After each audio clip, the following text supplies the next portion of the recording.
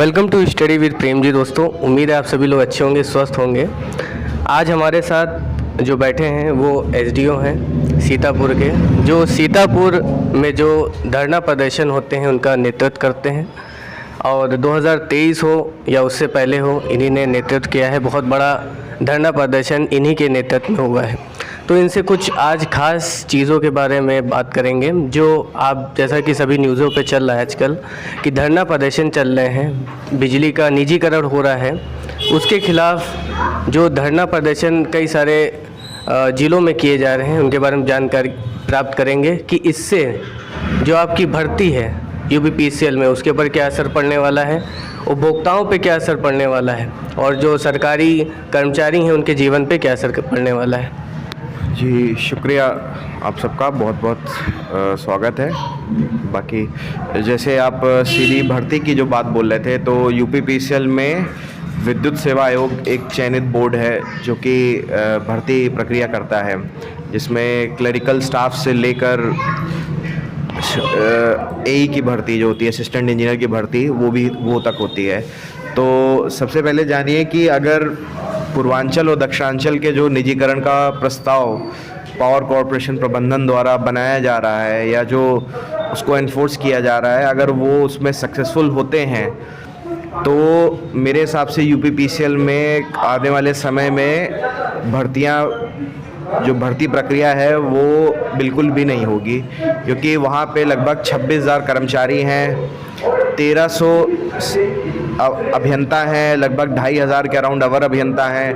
तो उनको अगर समायोजित किया जाता है बाकी जो वितरण निगम है या ट्रांसमिशन है या जनरेशन है या अन्य ऊर्जा क्षेत्र में, तो आप समझ लीजिए यूपीपीसीएल में ऑलरेडी अधिक स्टाफ और अधिक कर्मचारियों की भरमार हो जाएगी। तो भर्ती फ्यूचर आना बहुत मुश्किल है, बहुत कम संभावना है।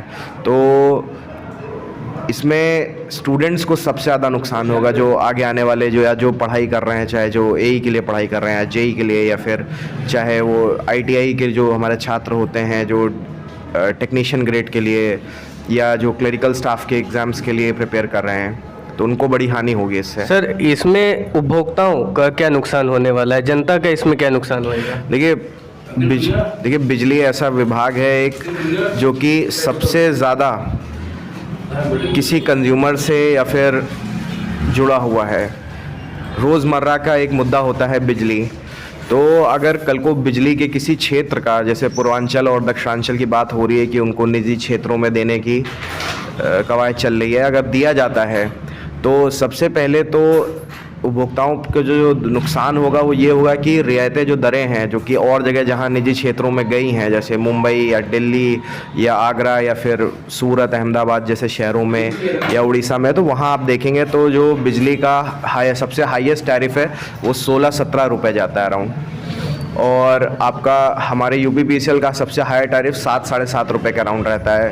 तो बिजली के जो रेट्स हैं वो महंगे होने के बहुत प्रबल संभावना है उसकी, अगर निजीकरण ये सक्सेसफुल होता है तो।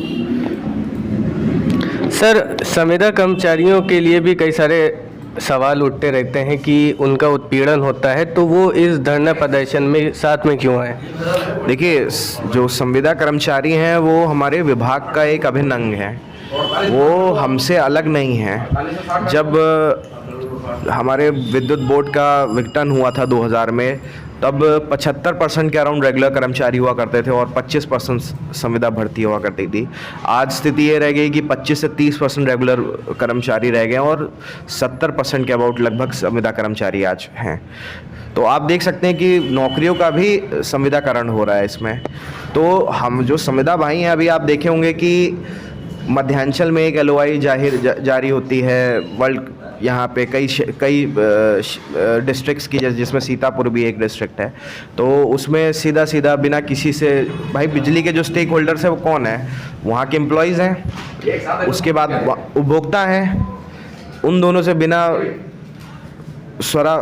परामर्श किए एक LOI जारी कर दी गई, जिसमें लगभग अकेले सीतापुर जनपद में ही देखें तो 500 संविदा कर्मचारियों की लगभग छटनी हो जाती। तो जो उनके हक हैं वो हमने जो 2023 में हमारी जो हड़ताल हुई थी उसमें भी हमने उठाए थे पॉइंट्स यही कि संविदा कर्मचारियों को एक टाइम के बाद रेगुलराइज करना चाहिए। जब 10 साल या 12 साल कोई विभाग को अपने दे रहा है, अपनी बहुकीमती जो ईयर्स होते हैं वो दे रहे हैं, तो उसमें उनको भी सरकार को, प्रबंधन को सोचना चाहिए कि उनका नियमितीकरण किया जाए और उनको नियमित किया जाए। परंतु उसके ठीक विपरीत उनको निकालने की, छँटने की बात हो रही है। तो इसीलिए संविदा के जो संगठन हैं, जो निविदा कर्मचारी संघ है, वो हमारे संयुक्त संघर्ष समिति के बैनर में ही है। उन्होंने पूरा सपोर्ट दिया है हमें और वो हमारे इस आंदोलन में, इस विरोध सब प्रदर्शन में हमारे साथ हैं, क्योंकि उनको पता है कि आज निजीकरण अगर होता है तो जो उनकी डिमांड्स हैं वो सरकार से हैं। जब सरकार इस विभाग को चलाएगी नहीं तो वो डिमांड्स किससे करेंगे? उनकी स्थिति तो बद से बदतर होती जाएगी। कोई प्राइवेट कंपनी आती है तो वो जिस डिस्ट्रिक्ट में काम करती है तो वो वहाँ के लोकल लोगों को नहीं रखती, और 10-12 हज़ार में अगर आपको ही अगर कहीं पे अगर दूसरे ज़िले में जाना पड़ेगा काम करने, तो आप खुद समझ लीजिए कि कैसे आपका घर का गुजारा होगा, कैसे आपकी रोजी रोटी चलेगी। सर एक और सवाल है आपसे कि जैसा कि बोला जाता है संविदा कर्मचारियों के द्वारा कि हम उनके संगठन में, उनके जो बुलावा होता है आंदोलन का, तो वो लोग पहुंचते हैं सभी संविदा कर्मचारी, लेकिन जब उनका कोई धरना प्रदर्शन होता है तो उनका सपोर्ट नहीं किया जाता है। कोई भी सरकारी कर्मचारी, चाहे वो जेई हो, चाहे वो TG2 हो, चाहे अपर लेवल के अधिकारी हों, वो उनके धरना प्रदर्शन को सपोर्ट नहीं करते हैं, वो कार्य बहिष्कार नहीं करते हैं। नहीं, ऐसी बात तो नहीं रही है।